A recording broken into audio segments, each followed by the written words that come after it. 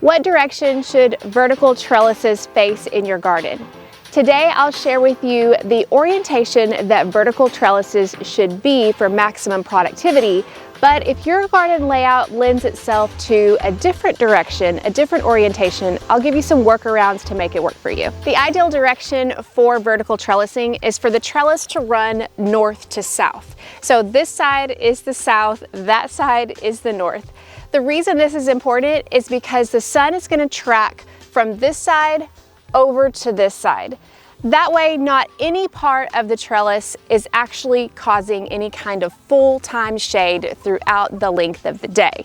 So in the morning time, the other side of the trellis is getting full sun. During the afternoon time, this side of the trellis is getting full sun. The reason that also can be helpful is that, especially in the south, having a little bit of shade during the day can be helpful for fruiting plants like beans or tomatoes. But for the most part, fruiting plants need 6 to 8 hours worth of sun, and by getting them either morning sun or afternoon sun, you're getting the amount of sun that they need. So you can actually do this for a flat cattle panel trellis like I have for the beans here. You can also do this with any kind of tomato, even cages. That way the tomatoes are able to get sun from the east side and the west side.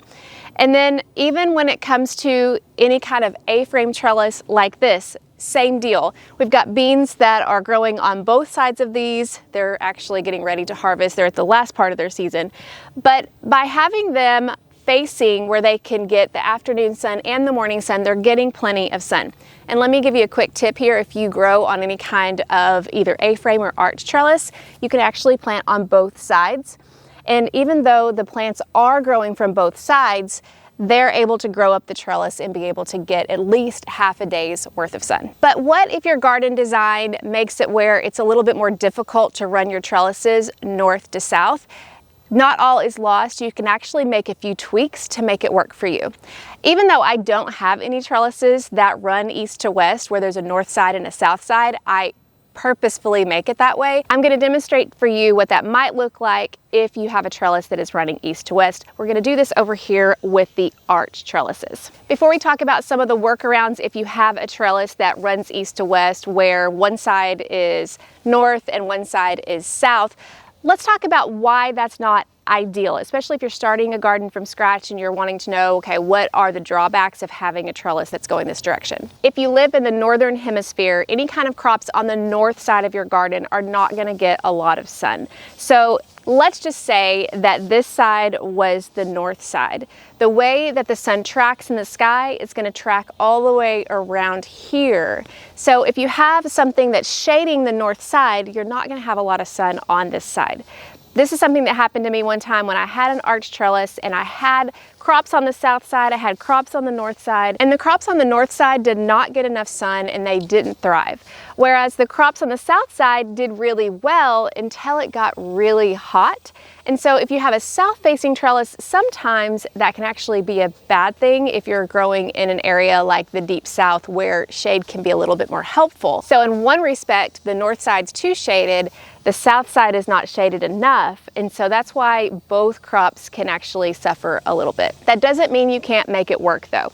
So here are some things that you can do if you have a trellis that's running from east to west where you have a north side and a south side. The first thing you can do is you can plant cool season crops earlier in the season on the north side of the trellis. If you don't have anything climbing the trellis on the south side, then the sunlight's going to come through the south anyway. So you can get a head start with those cool season crops like peas on the north side, and then later you can plant something like cucumbers that can climb the trellis on the south side and also provide a little bit of needed shade for those cool loving crops like peas. Another thing you can do is in the late part of the summer when the heat is pretty intense and you want to plant some cool season crops for the fall, you can plant them on the north side for the same result. You've got some warm season crops on the south side that's providing just enough shade to be able to get the cooler season crops up and going in the heat of the summer.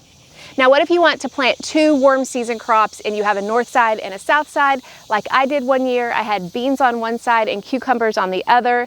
The problem that I ran into is that I planted them both at the same time. So I planted the beans on the north side, I planted the cucumbers on the south side, and the cucumbers grew so fast that the beans didn't get enough sunlight.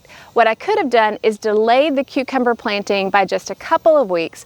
That would have given the beans a chance to get higher up, and by that time they get plenty of sunlight.